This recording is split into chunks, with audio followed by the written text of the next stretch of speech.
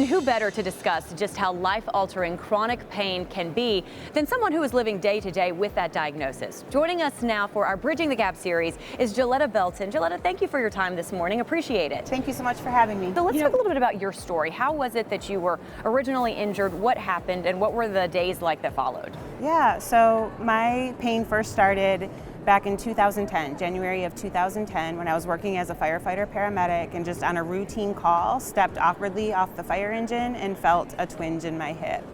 I didn't really think anything of it at the time, but that twinge just set me on a path of ongoing worsening pain that didn't get better. It didn't respond to treatment like it should have, and ultimately ended up in me medically retiring from a job or a career that had defined me. I look back at that time now, all I see is like pain and distress. I'm sure you're happy to put that behind you. Yes. So how are things today? What's your day-to-day like? So now my day-to-day is actually more focused on advocacy work and not my pain, which is really good. My pain over time has gotten better and better, and most days now I live comfortably where I don't even notice it. Great. I love that you have really turned, this experience that you've had, which was not a wonderful one, into helping others, and you've really gotten heavily involved in advocacy. Did you ever see yourself being a pain advocate? No, not at all.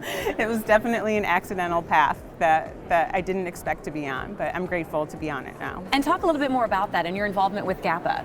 Yeah, so GAPPA is it's a task force right now, but we're going to become an organization where our mission is integrating lived experience perspectives into the study and research and education about pain. And it brings together people with lived experience of pain that can share their perspectives and expertise because they live with the condition that is being studied with clinicians and researchers to be able to figure out better ways forward in both understanding pain, treating pain, researching pain, those sorts of things. You mentioned something earlier that I thought was really interesting, in that as a patient, you are constantly having to prove that you are in pain, and that actually makes overcoming the pain that much tougher. Yes.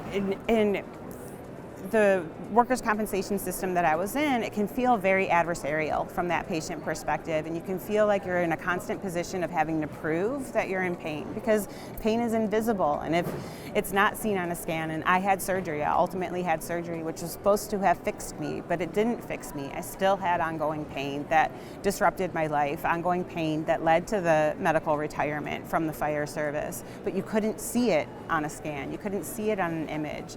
So it was this sense of constantly having to prove that I was telling the truth about my pain, which is a really distressing and dehumanizing position to be in because you're not believed, you're considered not trustworthy.